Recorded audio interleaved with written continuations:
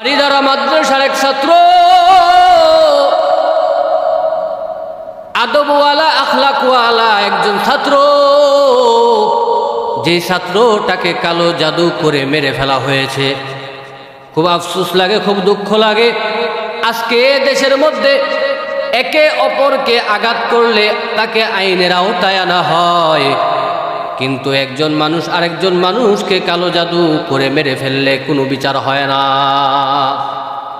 এই জন্য সরকারের কাছে বলবো, যেমনিভাবে মানুষ অন্যায় করলে, অবিচার করলে, অপরের উপর জুলুম করলে যেমনিভাবে তাকে বিচার করা হয়, ঠিক তেমনিভাবে কেউ যদি কালো জাদু করে, কালো জাদু চর্চা করে, তাকেও কঠিন বিচারের আওতায় আনতে হবে।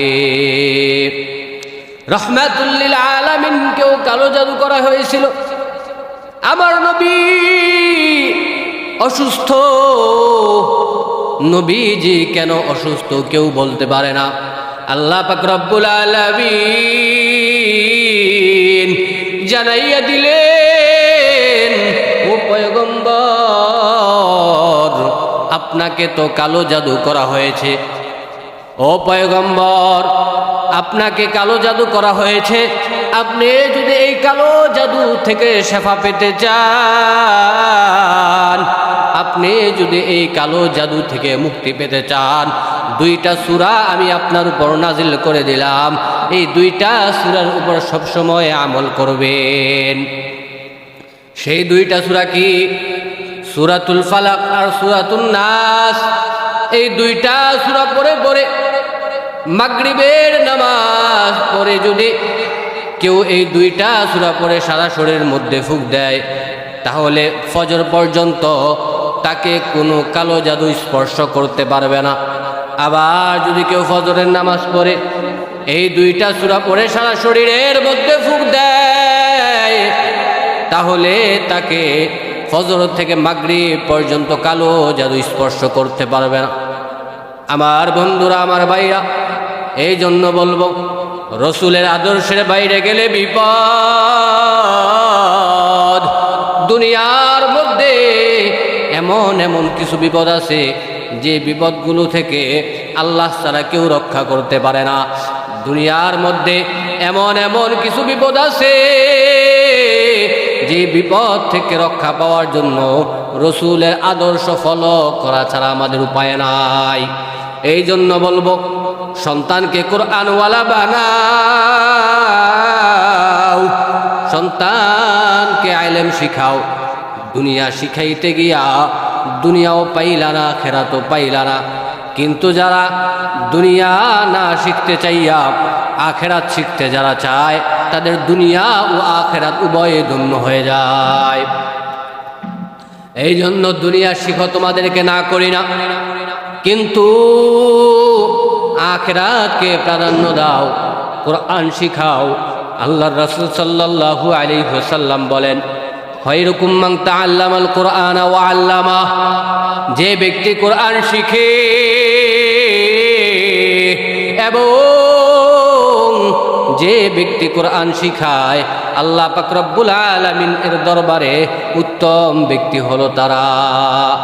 এই জন্য কোরআন শিখবেন, কোরআন শিখাইবেন। মৃত্যুর ডাক যখন তোমার চলে আসবে, ওই মৃত্যুর যন্ত্রণা তুমি সহ্য করতে পারবা না। কিন্তু তোমার সন্তান যদি কোরআনওয়ালা হয়, তোমার সন্তান যদি কোরআনওয়ালা হয়, ওই মৃত্যু শয্যায়, ওই অসুস্থ থাকা অবস্থায় তোমার পাশে বৈশা যদি সূরা ইয়াসিনের তেলাওয়াত করে, তাহলে তোমার মৃত্যুটা আল্লাহ পাক রব্বুল আলামিন সহজ করে দিবেন। কোরআন শিখাও ছেলে মেয়েকে, ওহে মুসলমান, জান কবজের সময় তোমার হইবে রে আসান। কোরআন শিখাও ছেলে মেয়েকে, ওহে মুসলমান, জান কবজের সময় তোমার হইবে রে আসান। এই জন্য ভাই বলবো, সন্তানকে কোরআনওয়ালা বানাও, কোরআন কোরআনের শিক্ষা তুমি লালন করো রে ভাই।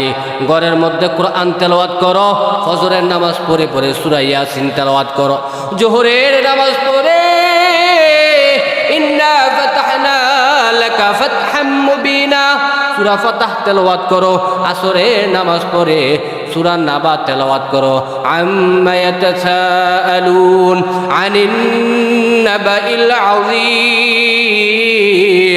মাগরিবের নামাজ পড়ে সূরা ওয়াকিয়া তেলাওয়াত করো। আল্লাহর রাসূল সাল্লাল্লাহু আলাইহি ওয়াসাল্লাম জানাইয়া দেয়, কোন ব্যক্তি যদি মাগরিবের নামাজ পড়ে সূরা ওয়াকিয়া তেলাওয়াত করে, আল্লাহ পাক রব্বুল আলামিন তাকে উত্তম রিজিকের ব্যবস্থা করে দেন। এবং এশারের নামাজ পড়ে সূরা মুলক তেলাওয়াত করো, তাবারাকাল্লাযী বিয়াদিহিল মুলক ওয়া হুয়া আলা কুল্লি শাইইন কাদির। সূরা মুলক তেলাওয়াত করো। আল্লাহর রাসূল জানাইয়া দেয়, কোন ব্যক্তি যদি এশারের নামাজের পর সূরা মুলক তেলাওয়াত করে, আল্লাহ পাক রব্বুল আলামিন ওই ব্যক্তির কবরের আযাব বন্ধ করে দেয়। সুতরাং কবরের আযাব থেকে বাঁচতে হইলে সূরা মুলক তেলাওয়াত করা প্রয়োজন, কোরআন তেলাওয়াত করা প্রয়োজন। ওই কবরের মধ্যে যাওয়ার পর মানুষদেরকে তিনটা প্রশ্ন করা হবে, মার রব্বুকা ওয়া মান দীনুকা ওয়া মান নাবিয়্যুকা। রবের পরিচয় দাও, ধর্মের পরিচয় দাও, নবীর পরিচয় দাও।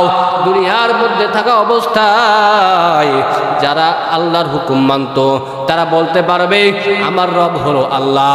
দুনিয়াতে থাকা অবস্থায় যারা ইসলাম ধর্মকে মনে প্রাণে বিশ্বাস করত, ভালোবাসত, তারা বলবে আমার ধর্ম ইসলাম। দুনিয়ার মধ্যে থাকা অবস্থায় যারা আল্লাহর রাসূলকে মহাব্বত করত, যারা আল্লাহর রাসূলকে ভালোবাসত, তারা উত্তর দিতে পারবে আমার নবী হলেন হযরত মুহাম্মদ মুস্তাফা সাল্লাল্লাহু আলাইহি ওয়াসাল্লাম। এই জন্য ভাই ধর্মকে ভালোবাসা দরকার, মনে প্রাণে বিশ্বাস করা দরকার, আল্লাহ পাক রব্বুল আলামিনের হুকুম আহকাম মানা দরকার। যেই নবী এখনো রওজার মধ্যে ইয়া উম্মতি বলে কান্না করে, আমাদেরকে যেই নবীজি ভালোবাসে সেই নবীজিকে আমরাও ভালোবাসা দরকার। তাহলে ওই কবরের সওয়ালের জবাব আমরা দিতে পারবো।